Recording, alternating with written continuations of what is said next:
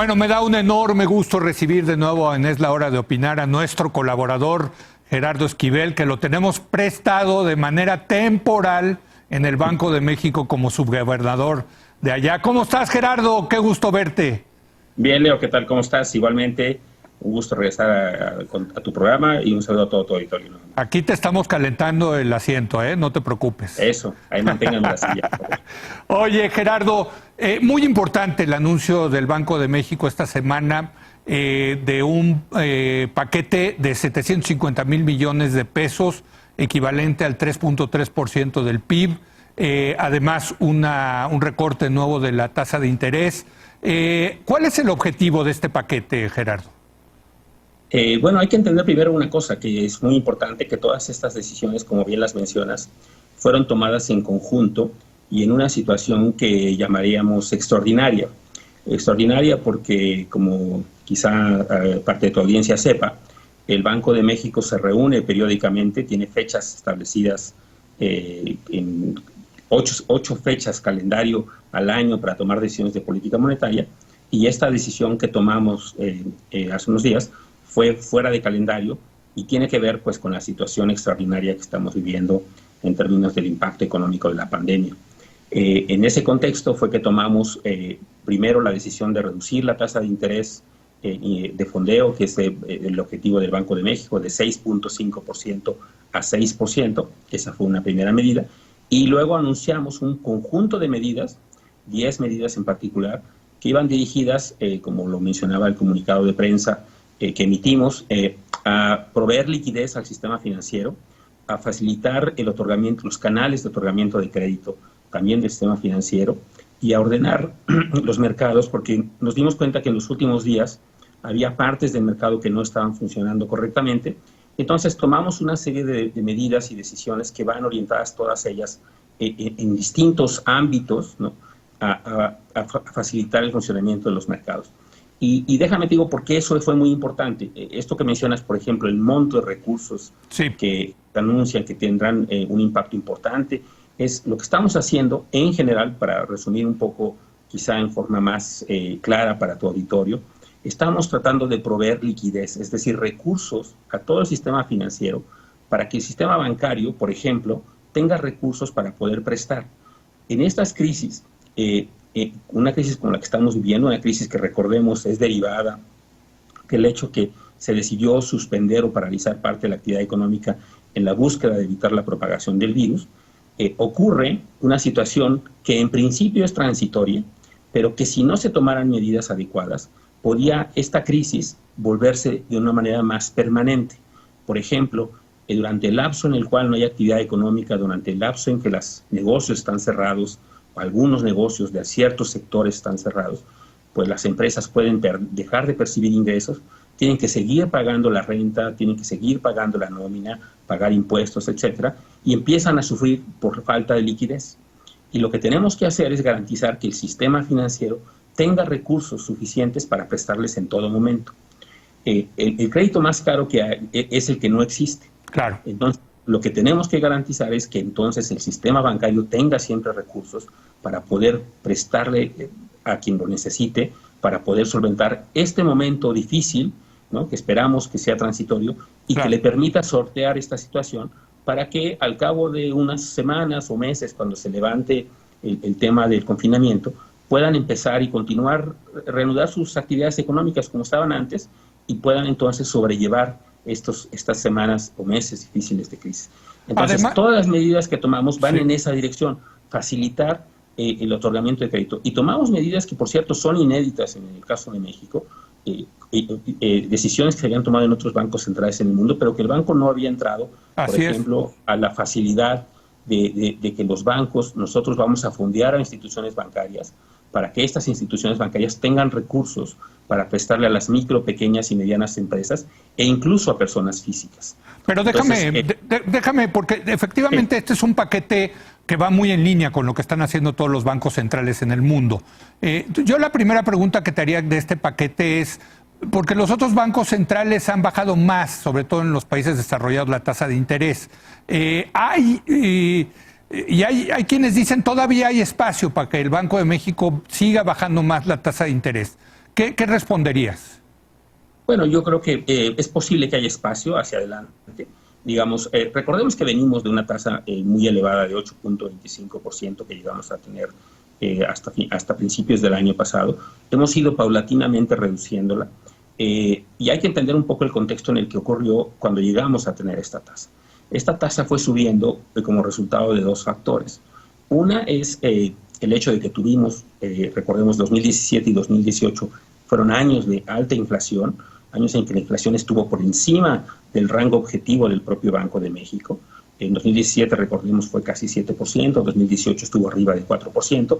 Entonces, el Banco Central tuvo que aumentar la tasa de interés para lograr que la inflación regresara al rango establecido por el propio Banco de México y en busca de la tasa, de la meta inflacionaria, que es de 3% al año. Ese es un primer factor. Un segundo factor que llevó a que la tasa de interés subiera fue que hubo una serie de factores internacionales que afectaron a la economía mexicana. Uno de ellos, por ejemplo, el ascenso del presidente Trump, con un discurso muy antagónico de México, por el tema de que pretendía cancelar el Telecán, de imponer impuestos a las remesas, la construcción del muro, etcétera. Todo ese discurso, sí, lo que hizo fue aumentar la incertidumbre para el país, dudas sobre la viabilidad de un instrumento muy poderoso que tenemos, que era el acuerdo comercial con América del Norte, y eso generó entonces una gran volatilidad en los mercados financieros domésticos, y ante eso una respuesta que se da es el aumento en las tasas de interés. Entonces ese es el contexto en el cual subieron las tasas de interés. Entonces nosotros venimos saliendo de ese contexto y entonces venimos bajando las tasas. Tampoco se pueden bajar las tasas tan de golpe, ¿no? Y de hecho, aunque yo, por ejemplo, en circunstancias y en momentos pasados voté por bajar la tasa un poquito más rápido, tampoco estaba promoviendo bajar la tasa demasiado rápido, porque hay que entender que en un contexto como ese, en una transición además de administración como la que ocurrió en 2018, pues había todos esta incertidumbre en los mercados cambiarios. También recordemos la volatilidad que se generó como resultado de algunas decisiones, por ejemplo, la cancelación del aeropuerto internacional generó mucha volatilidad en los mercados. En fin, una serie de elementos que hacen difícil que podamos reducir la tasa de interés tan rápido como otros bancos centrales. Entonces, no podemos de golpe bajar la tasa. Entonces, hemos ido paulatinamente viendo los espacios que tenemos. Posiblemente hacia adelante hay más espacio. En mi opinión, de hecho, creo que hay suficiente espacio para que bajemos la tasa de interés hacia un nivel quizá más compatible con el neutral o incluso acomodaticio, como se le llama, es decir, abajo de una tasa que nosotros hemos definido, identificado, que es abajo de 5.6%, sería ya considerada como acomodaticia o laxa, que podría impulsar más la actividad económica, pero eso, digamos, tenemos que ir paulatinamente. No se puede hacer de golpe, ¿no? Déjame preguntarte, porque efectivamente, explicar las 10 medidas que ustedes anunciaron está difícil porque son asuntos muy técnicos que aburriríamos mucho a la gente, pero el objetivo es que van a inyectarle liquidez a la economía vía los bancos. Ahora, yo creo que hay mucha gente que nos está escuchando y que dice, bueno, ¿y ahora qué? ¿Voy a ir a los bancos y me van a dar esos préstamos? No puede haber, digamos, pretextos por parte de los bancos de que no tienen dinero para prestar. Bueno, ese es el punto. Digamos, nosotros lo que tenemos que garantizar es que los bancos tengan recursos para poder prestar. Así es. Ya las condiciones en las cuales los bancos prestan y a quién se lo prestan y en qué términos, en qué plazos, etcétera, pues es una cuestión que tendrá que ver ya entre las instituciones bancarias y los solicitantes del préstamo. Esto puede hacerse, de hecho, más accesible aún si además de los recursos que nosotros estamos facilitando a las instituciones bancarias, se hubiera, por ejemplo, el apoyo de garantías por parte de la banca de desarrollo. Eso lo haría incluso aún más fácil. Pero digamos que en ausencia de eso, de todos modos, lo que estamos garantizando es que haya recursos suficientes para que se los presten. Ahora, aquí hay que diferenciar. Las instituciones bancarias, pues normalmente son muy cuidadosas en el otorgamiento de crédito porque tampoco quieren, pues, incurrir en pérdidas, evidentemente. Es decir, otorgar un crédito a alguien que no se los va a pagar, pues tienen que cuidar mucho esa dimensión. Entonces hay que entender dos dimensiones que me parece que es importante diferenciar. Una es, los bancos tienen ya normalmente sus clientes, su clientela, a la que prestan, a quien ya conocen, con quien ya tienen una relación de tiempo atrás, y entonces lo importante es que tengan recursos para prestarle. Ahí a lo mejor ya no van a incurrir en la nueva una investigación sobre la capacidad crediticia de los individuos, y esas empresas, muchas de ellas micro, pequeñas y medianas, y sobre todo evidentemente las grandes, pues ya tendrán de alguna manera más fácilmente acceso a estos recursos. Ya no se les podrá posiblemente decir que no hay recursos, porque lo que estamos haciendo es justo facilitar que existan estos recursos. Ahora, habrá casos de micro, pequeñas, medianas empresas o personas físicas que no han sido clientes de estos bancos o de alguna institución bancaria y que ahora quieren ir. Evidentemente, pues tendrán que ir, tendrán que de alguna manera proveer la información que necesitan, demostrar que tienen capacidad de crédito, solvencia, etcétera, y a lo mejor para estos nuevos clientes va a ser un poco más difícil. ¿Más difícil en qué sentido? Quizá la tasa de interés que le cobren sea un poco más alto, quizá tome más tiempo, etcétera, pero al menos sabemos una cosa, que es que va a haber recursos para que ellos puedan recibir estos créditos. Y eso es lo importante. Y hablando de la tasa, ustedes le prestan a los bancos al 6%, esa es la tasa, ¿no? La idea es que nosotros le prestemos a la tasa más baja posible que van a encontrar en el mercado local, que es la tasa efectivamente que nosotros fijamos como objetivo, que en este caso es 6%. Esa es la tasa a la que le vamos a prestar a los bancos, y los bancos deberán entonces pues tratar de trasladar parte de este beneficio de financiamiento pues a los clientes. No es evidente que se los van a dar pues, a tasas tan bajas como el 6%, pero quizá a una tasa considerando un beneficio, por supuesto, para la institución bancaria, pero quizá más razonables, quizá más accesibles también que las tasas que podrían haber conseguido de otra manera. Entonces, pero insisto, el crédito más caro es el que no existe, y lo que tenemos que garantizar es que ninguna empresa que fuera solvente previo a la crisis, quiebre en estas condiciones por falta de acceso a la liquidez. Muy bien. Creo que eso es lo más importante para evitar que esta crisis transitoria tenga efectos duraderos o permanentes. Déjame hacer una pausa, Gerardo, regresar contigo, ya hablar de este artículo que publicaste en Nexos, que tiene que ver ya más con el tema fiscal, me parece, que con el tema monetario. Regresamos, si te parece, contigo. Por supuesto. Regresamos en un momento más.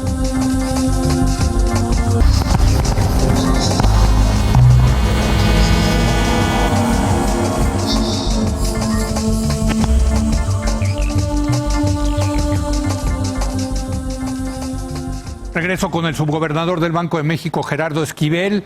Gerardo, escribiste, está en el sitio de internet de la revista Nexos, un artículo titulado Pandemia, Confinamiento y Crisis, ¿qué hacer para reducir los costos económicos y sociales?, donde me parece es un muy buen diagnóstico de lo que está ocurriendo. No voy a entrar al tema del diagnóstico, sino más bien a la parte de las recomendaciones. Y tú hablas de que se necesita un programa contracíclico de emergencia económica. Así es, yo lo que digo es, trato de hacer un análisis, como bien dices, un diagnóstico de la situación. Creo que es muy importante entender que es una crisis distinta a otras que hemos tenido en el pasado, y tratar de entender un poco su naturaleza. Me parece que hay dos dimensiones de esta crisis que no se han entendido del todo. Una es la magnitud. Me parece que las estimaciones de lo que implicará para la economía mexicana creo que están sobreestimadas, para ser sincero. Creo que la caída de la actividad económica va a ser importante, pero no tan grande como se ha empezado a manifestar. ¿No de dos dígitos? No, ni mucho menos. Yo creo que difícilmente será una caída de más del 5%. Pero ya discutiremos eso, porque me parece que eso es parte interesante. Pero eso ha estado sobreestimado, en mi opinión, y lo que ha estado subestimado es un poco el impacto en el empleo. Me parece que quizá ha derivado del hecho de que la crisis de 2008-2009 fue una crisis, digamos, si bien importante en la actividad económica, tuvo un impacto muy lento y muy paulatino en el empleo, la crisis de 2008-2009. Quizá por eso se piensa que esta crisis va a ser parecida, pero no, esta crisis es muy distinta. Esta crisis lo que va a tener, y ya se está manifestando de inmediato, tanto en otros países como en Estados Unidos, como en México también, es inmediatamente en el despido de muchos trabajadores, de muchos sectores que se están viendo afectados. Y a mí en particular me llamó la atención cuando en una presentación, en una conferencia matutina, se informó de la pérdida de alrededor de 347,000 empleos entre el día que se anunció una fase donde se anunció, de hecho, la suspensión de clases, que fue por ahí del 13 de marzo, y el 6 de abril. Sí. En ese lapso se perdieron, insisto, más de 340,000 empleos, que equivalen a todo lo que se creó el año pasado de empleos formales. A la tasa a la que está ocurriendo esto, yo calculo que vamos a cerrar el mes de abril con una pérdida de alrededor de 700,000 empleos, si no es que un poco más. Eso es importante porque esos empleos, la gente que pierde esos empleos, pues va a estar sufriendo por la pérdida de los ingresos, por la pérdida del acceso en algunos casos al seguro médico, también transitoriamente. En fin, yo creo que ese segmento de la población requiere un apoyo inmediato.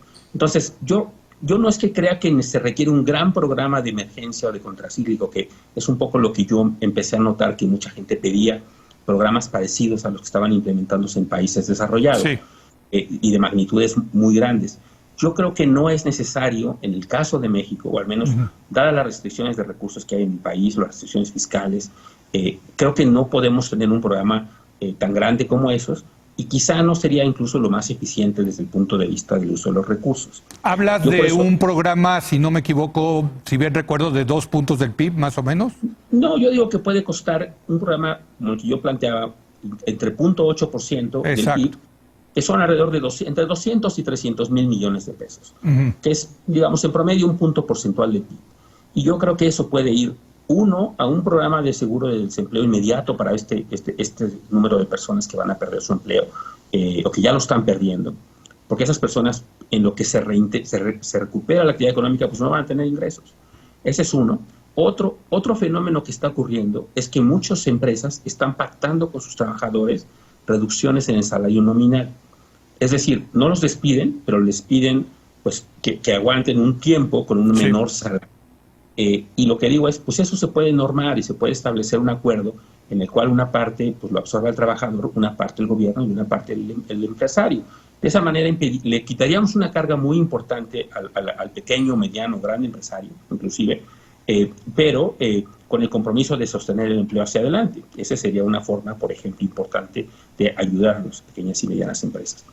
Un tercer dimensión era decir, por ejemplo, bueno, todas aquellas personas que están en la informalidad, que no tienen forma de demostrar sus ingresos, que también pudiera ser parte de los beneficios que eso sí ha anunciado el gobierno mediante créditos, que pudieran incorporarse por esta vía, o bien entrar a formar parte de un programa de apoyo inmediato que pudiera ser de un salario mínimo, por ejemplo. Eso, por cierto, ya en parte hoy se empezó a anunciar, se empezó a manejar la posibilidad de que gremios enteros que están siendo afectados por la crisis, taxistas, por ejemplo, puedan beneficiarse de los créditos que está anunciando el gobierno, que va a otorgar de 25,000 pesos. Entonces eso ahí se empalma un poco en esa dirección. Entonces, pero lo importante era eso, era identificar el lugar donde hay que actuar, que yo creo que es en el sector del empleo, en descargarle un poco de carga a aquellas empresas que mediante el pago de sus nóminas, hacer frente a esto les hubiera sido una carga que quizá hubiera sido insoportable y que pudieran haber cerrado, quebrado, cerrado sus locales, etcétera. Para que eso no ocurra, poder descargarles un poco. Pero déjame preguntarte, sí. Y yo estoy de acuerdo con lo que tú pones, porque pues, es como vamos a aterrizar esto en el corto plazo, tú hablas de eso, para resolver este problema. Pero ¿por qué no ser más agresivos? No es el momento del Estado, no es el momento de un mayor gasto público, más infraestructura. Yo sé que tú eres keynesiano en ese sentido. ¿Por qué no más? Yo creo que eso es posible, pero creo que no necesariamente se articula por lo que decía antes. Yo creo que un país como el nuestro, con las limitaciones fiscales que tiene, digamos, además con la supervisión que está teniendo, recordemos que le acaban de bajar el grado de calificación al país, al soberano y a Pemex. Es decir, estamos en una situación, digamos, relativamente difícil, en la cual tampoco podemos darnos el lujo, ¿no? Como otros países que tienen programas de 6, 7, 8% del PIB. Estados Unidos, por ejemplo, va a enviar un cheque a todos sus ciudadanos, sin preguntarse si lo necesitan o no. Estados Unidos puede darse esos lujos. Estados Unidos es un país muy rico y que tiene una moneda dura, es hegemónica, etcétera. Entonces puede hacer eso. Nosotros no podemos hacer eso. Nosotros tenemos que ser mucho más cuidadosos en el uso de los recursos. Y yo entiendo, digamos, la restricción fiscal a la que se enfrenta el país. Entiendo que tampoco podemos endeudarnos demasiado, y eso también lo señalaba en el artículo. Lo señala, sí. Gente que dice, endeudémonos ahorita y ya luego veamos qué pasa. Bueno, no es tan obvio, porque si endeudarnos demasiado ahorita, pues sí tiene implicaciones para el futuro, es parte de lo que ya ha pasado. Hoy tenemos una importante carga de deuda por las deudas del pasado. Entonces yo por eso mi propuesta, de hecho, trata de hacer un balance entre lo que yo creo que es necesario y lo que yo considero que es factible. Y lo que es factible, en mi opinión, es algo moderado, muy bien focalizado, muy bien definido, con criterios muy claros, para que pues ayude lo más posible al mayor número de personas, empezando por los trabajadores y en el proceso pues ayudar a algunas micro, pequeñas y medianas empresas que están en situaciones difíciles. Yo creo que eso es un poco el difícil balance que se puede buscar en un contexto tan delicado como el nuestro, en el que, insisto, una política más agresiva pues no necesariamente será la solución, podría parecer la solución en este momento, tampoco va a reactivar la economía rápidamente, porque recordemos que se decidió cerrar unilateralmente la actividad económica, pues simplemente para evitar el contagio. Si nosotros empezamos a gastar demasiado, incluso lo digo también así, si hubiese un aumento importante por lado de la demanda, si la oferta no responde, es decir, si la producción no responde rápido, por lo que podríamos terminar generando incluso presiones inflacionarias. Entonces, es un balance muy difícil y justo ese era un poco el mensaje de mi trabajo.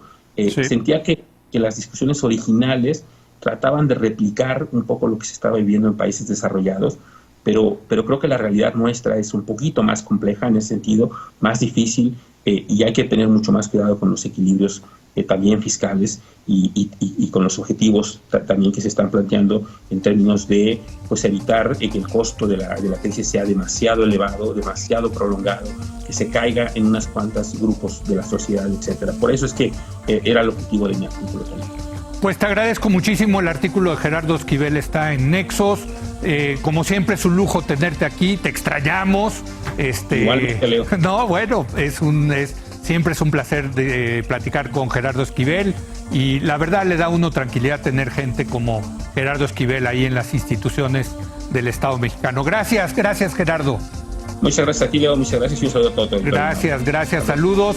Gracias a Genaro Lozano que nos regaló aquí unos cuantos minutos, ya está por acá. Muy buenas noches, yo lo veo mañana.